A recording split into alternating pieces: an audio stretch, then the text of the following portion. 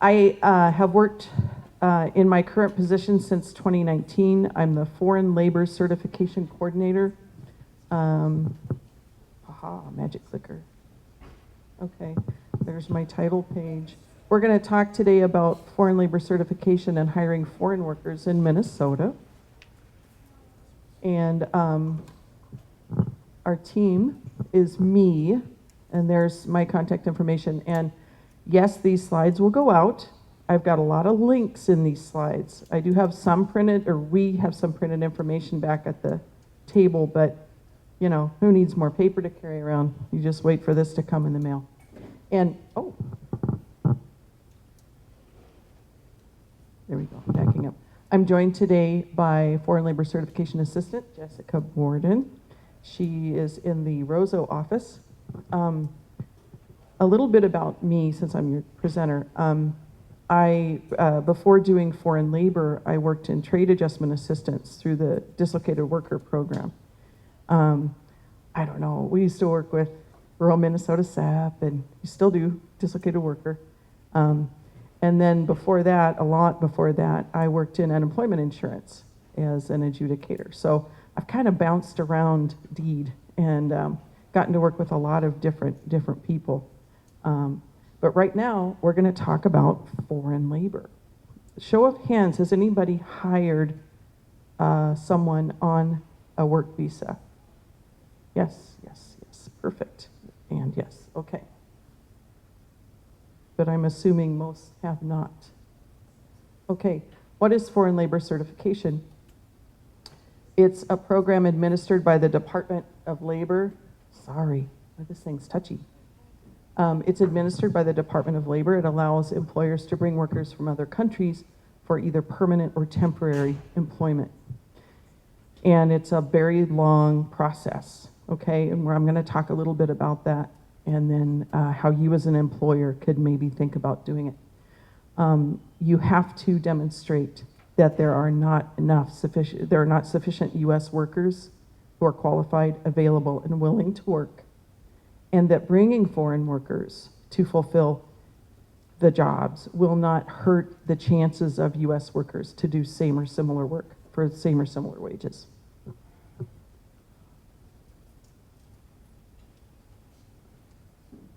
Okay, a little bit of history real quick. The H-2, we just say H-2, visa category was created in 1952 with the Immigration and Nationality Act, and they only allowed temporary unskilled workers. Then it became more defined way later in 1986, and it was divided into the H-2A or H-2A. Oh my goodness. There's like feedback between the pointer. Oh well, free show. Divided into H-2A, which is temporary agriculture workers, and H-2B, temporary non-agriculture workers, okay? Some examples of H-2A, well, it's agriculture, grain farming, seed production, tree nurseries, apple orchards, vegetable farms, beekeeping, ag services. There's a lot in there. And then H-2B is any other sort of temporary seasonal job you can think of. A lot of hospitality, carnivals. You know, you have these concessionaires and people that go around the country to different states. They bring in foreign workers on an H-2B visa. Landscaping, greenskeeping, and some light industry.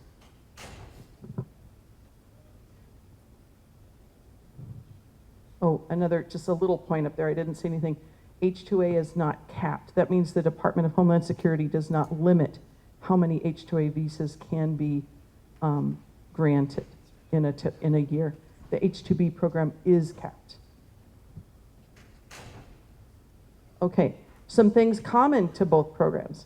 And believe me, I'll get to other visas, I know, because some people are like, what about H-1s? What about skilled? And I will get to that. Jessica and I work mostly with H-2A and H-2B because they're the most prevalent, all right? Oh, sorry. Oh my goodness. Maybe I should have Sarah doing this. Okay, Some things common to both H2A and H2B. Remember, these are temporary. They're full-time jobs. They have to be full-time, which is 35 hours or more per week. They have to be temporary or seasonal or tied to a peak load, all right? Some small industry like the window manufacturers or other construction industry, like they'll just build a bunch of trusses, build a bunch of joists, build a bunch of, and just warehouse that. They need help to do that, before the high season of construction starts, for example. Inbound travel, all expenses, say from wherever the workers are coming, is reimbursed up to certain federal regulated levels. The 3/4 guarantee, the H2A or H2B visa holder is guaranteed 3/4 of the wage. Like if some act of God happens, a tornado comes and just destroys the hotel where the hospitality workers are working, they still are entitled to 3/4 of the wage they would have earned, okay? And that's from the date that they started, not the entire work contract that they weren't there for. All their work-related tools, supplies, and equipment are supplied free of charge by the employer. And then also travel to and from where they're starting from, whether it's Aguascalientes, Mexico, or Durban, South Africa, okay? That's also paid by the employer. And there are certain rules about when it's paid. Also, the employer has to provide daily transportation to and from the work site.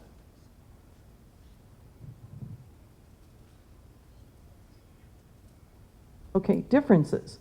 The H2A program, purely agriculture. It's less than 1 year. Housing is provided by the employer. That can be a house on the farm, an apartment, motel. There are many different types of housing. Wow. I'm really sorry. Housing inspection has to happen before there can be a certification, and the certification allows you to apply for the visas. They typically paid the minimum wage, which is called the Adverse Effect Wage Rate, AEWR. Currently in Minnesota, that minimum wage is $15.37, okay? Yes, they can be paid more, and often they are, because they're really good at what they do. A lot of the grain that gets harvested in the center of our country is done so by South African workers, or Romanians, or Moldovans, or Ukrainians, because there just aren't enough people anymore. There used to be, right? Used to be families, right? It used to be high school kids, right? But things are changing. All right. Where was I? Oh, you have to continue to accept U.S. applicants and continue to be open to recruitment through 50% of the work contract. Just an example. I don't think I have any grain farmers here, do I? Okay, but I'll just give you an example. They're near and dear to my heart. Say the season is April 1 to December 1. 50% of that is beginning of August, right? So that's a kind of a long time to be willing to accept a U.S. worker who would want to do this. And also, that last point, SWA means State Workforce Agency. Sorry, I work in government. It's all acronyms. So we create a job posting to advertise this job to the U.S. workers. Because like I said before, we can't infringe on a U.S. worker's ability to obtain similar work. Okay, for H2B, non-agriculture, the ones I mentioned before, they have to be 9 months or less, unless it's a one-time occurrence. Like there was a pork processing plant that needed like 250 workers over 2 years' time. And I thought, no, well, I read those regulations a little better, and yes, they were approved because they were bringing them in waves, and And they demonstrated that we just need to do this 2.5 year project. All right? You do not have to provide housing, but most employers, 90% of employers do assist in housing. Where are they gonna live? Well, they're away from their family and their home for 9 months, right? You gotta help them find someplace to live. And then you can deduct that, a nominal charge from their pay. They're paid a prevailing wage. And that you basically have to do a little bit of research and find out what do hospitality workers in my part of the state earn, right? What's the typical wage? So that's what they can make. Employers have to register with the Department of Labor, and the recruitment period's very short. The job order that's actually written by the employer or their agent or their attorney only has to be open on the state labor exchange, which is minnesotaworks.net. How many have heard of minnesotaworks.net? Nice, I like that. It only has to be open until 21 days before the start date. That's 3 weeks. And sometimes the processing takes a bit of time with the Department of Labor, and it's, that job order might be open and viewable for a couple of weeks. So that's the way that works. All right. Okay, now here's what I talked about, the links. I'm quoting the federal regulations. Oops, get back there. Okay, there are other temporary labor certifications. These are non-immigrant workers, right? This is not people who are coming to migrate to the US to stay and eventually either be a permanent resident or a citizen. It usually requires a labor condition application. And there are a lot of them. You've probably heard of the H-1 visas, right? H-1A, H-1B. This is this type of category. And Jessica and I have back at the table some handouts that are basically this last how do I guide. Just go to the website if you haven't already, right? And it'll at least get you into the shallow end of the pool. Now, Jessica and I don't actually fill out applications for you for this, okay? You kind of have to do it yourself or hire somebody to help you do it. But this, I highly recommend going to the federal regulations, crack open a beer, sit down on the couch, little light reading, or a cup of coffee. Me, it's pot of coffee, because man, but it's super interesting, right? You learn a ton. And the visas are always specific to the type of job or even the worker's nationality. There are certain visas that have been negotiated for Singapore or Chile, or there's like almost 100 kinds of visas, folks. It's pretty daunting. But don't be sad, because it can happen. A lot of people do this. Okay, now this is one that I'm finding is really gaining ground, permanent labor certification. In the early months of this year, I got so many phone calls from people who ran care facilities, right? Yep. And I couldn't find CNAs, couldn't find LPNs, couldn't find anyone to work in these care facilities for mostly the elderly, okay? And then others disabled, and others like of a certain cultural group or something. So many phone calls because they were just grasping at straws. This is really just, this is the only thing you're going to remember. It's like, our slides kept changing. Sorry. All right. You would actually, in this case, you would sponsor a foreign national to become a permanent resident based on a permanent job offer, okay? Now, what permanent resident means a lot of things, and that's not my specialty. I'm not a visa person. I'm an employer helper person. Okay, the regulations are there, and then there's a separate how do I guide for permanent types of visas. I do not want to go into detail about it because there are a lot, and they're all different. So you gotta put your worker bee hat on and just go get the information. Now, here's another website. How many have visited this website? Foreign Labor Certification, Department of Labor? No? Okay, that's fine. This is a great resource. If you just Google Foreign Labor Certification, it pops right up. This website tells you all about the different temporary labor certifications, including the H-1B, okay? And also the permanent one that they shortened to PERM, because it's, we have to have an acronym, don't we? PERM for Permanent Labor Certification. And also on that website, again, I'm not going to belabor it. There's a list of recruiters, which I know that's a question we often get. How do I find workers? I have this great position. I can't find anyone to fill it. I've tried everything for months. I can't fill it. How do I know what country they come from? Do you do that? And I have to say, no. But I have a list of people who could help you with that. And it's right here.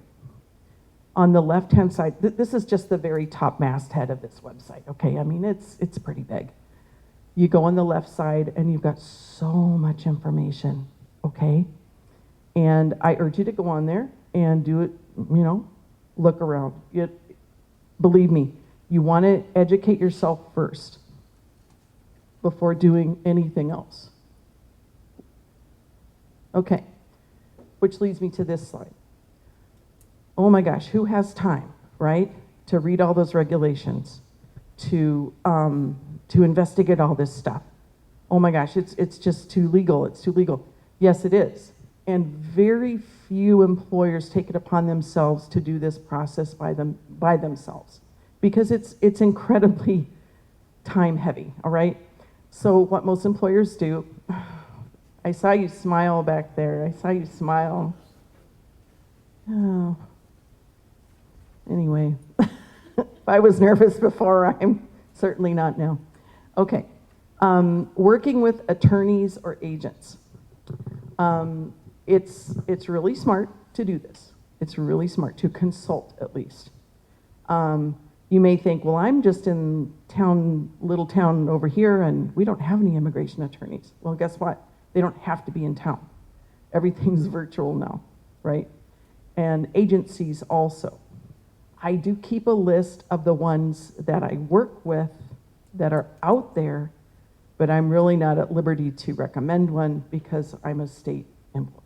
And I can't show favoritism. You know the drill. But there are big ones, there are little ones, there are immigration attorneys that are all on their own. There are others that are in huge practices, and some of the agencies are big and have them, it just depends. What I recommend is that you ask other employers. If you know anybody who's hired under a visa category, call them up, go visit with them, ask them what they've run into, okay? Because there are different things with, like, do they need a driver's license? They have to have a social security number. How do you get them the social security number? Because pay has to be, it has to be recorded. There's a lot of, stipulations with regard to how they're paid, which has to be like a check, okay? And how often, at least biweekly, okay? There's all these rules that you come across when you start to read at the websites that I've shown you.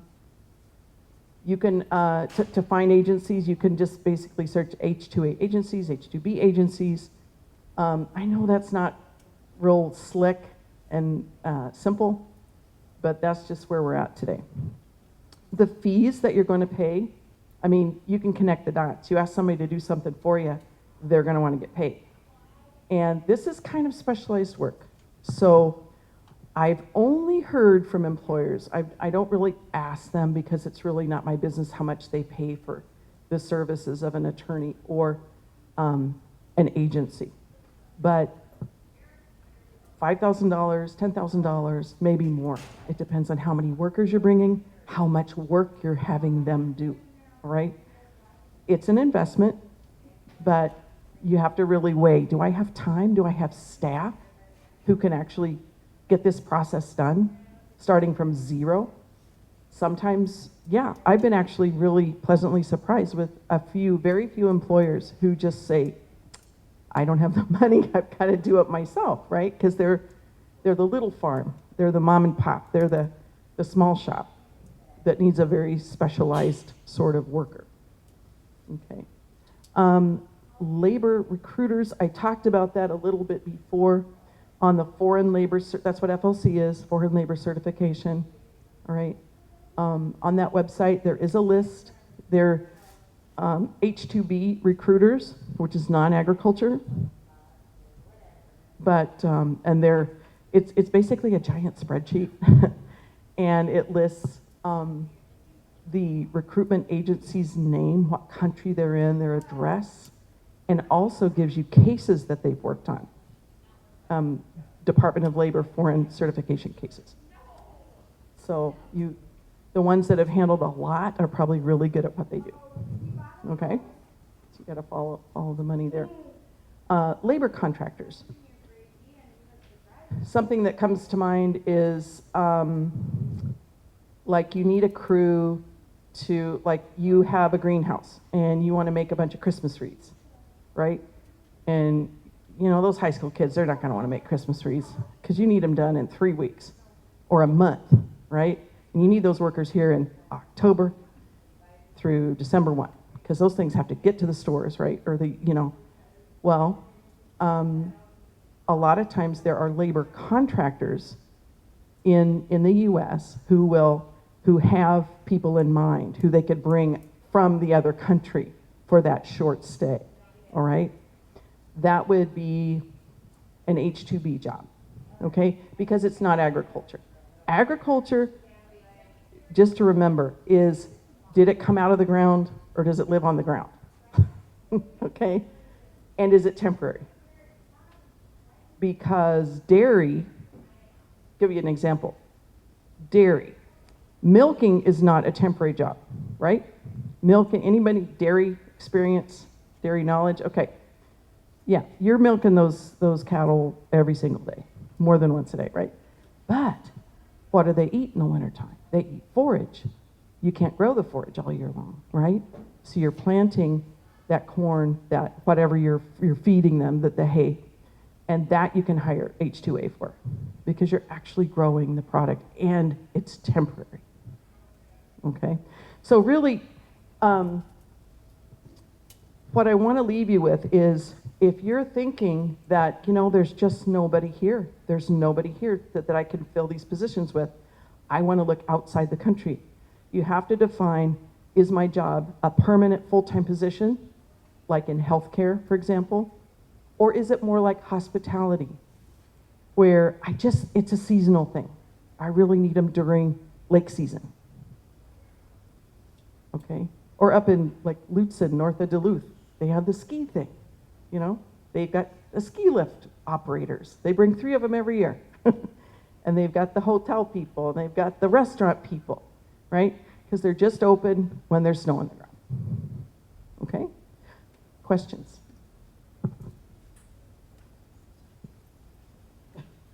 I'm not surprised. Are there resources for folks out there that can help you define what direction you are based on all of the different things that are going on? Like what would work for you and your organization?